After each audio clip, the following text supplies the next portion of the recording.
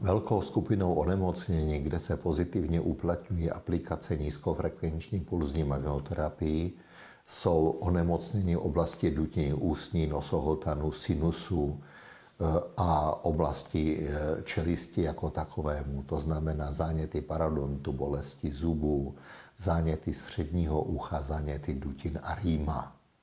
Zánět parodontu, parodontitida, je chronické zánětlivé onemocnění vazivého a kostěného závěsného aparátu zubu. Pokud se neléčí, tak postupně dochází k ústupu dásny, odhalování zubních krčků, k posunům, uvolňování zubu a k jejich ztrátě.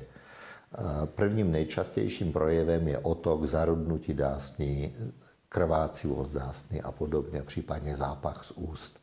Základem léčby je dokonalá ústní hygiena a odborná stomatologická péče.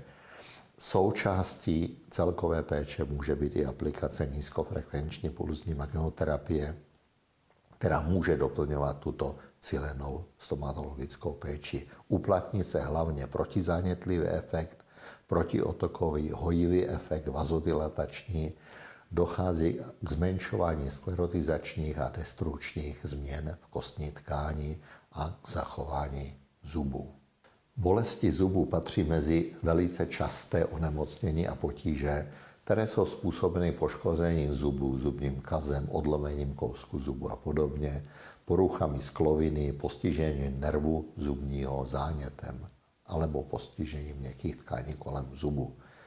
Bolest se může z místa poškození šířit do dalších oblastí hlavy a vždycky je důležitá prvotní stomatologická odborná péče a ošetření.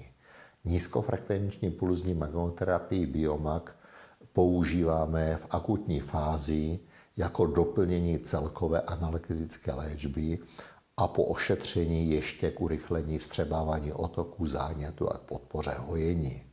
Neaplikujeme pouze při krvácejícím lůžku po extrakci.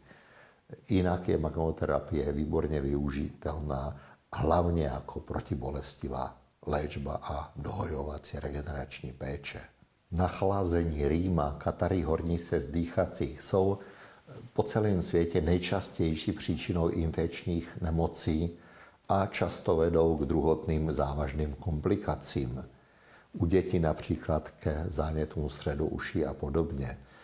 Ucpaním Eustachové trubice při viróze se omezuje drenáž středouší a virová infekce indukuje zánětlivé procesy uvnitř středouší a případně na to nasedá další bakteriální superinfekce. Aplikace nízkofrekvenční pulzní magnetoterapie Biomag využíváme od začátku vzniku potíží, hlavně k uvolnění neprůchodnosti Eustachové trubice pro otok sliznic. Při nutnosti cílené oral léčby při zánětech nosohltanu a dutin aplikujeme magnetoterapii co nejdříve spolu s ostatní léčbou, včetně léčby antibiotické.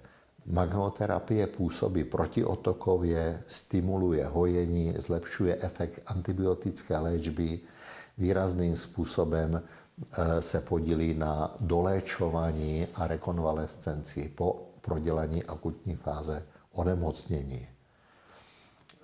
U alergického podílu, u alergické rýmy vede aplikace ke znížení vodnaté sekrece a uvolnění a zlepšení celkového klinického stavu. Aplikujeme lokálně na oblast dutin, na oblast krku, většinou pomocí selenoidu nebo diskového aplikátoru.